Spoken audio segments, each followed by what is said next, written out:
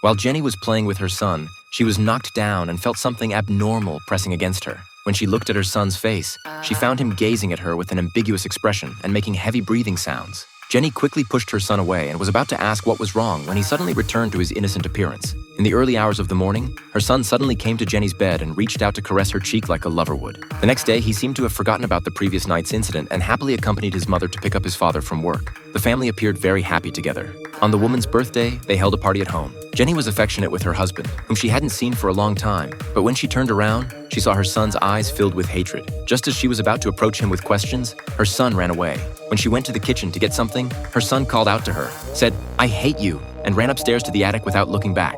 Jenny was very confused and couldn't understand why her son was treating her this way. The next day, after seeing her husband off to work, Jenny went to take a shower. She didn't notice that her son was hiding outside, watching her.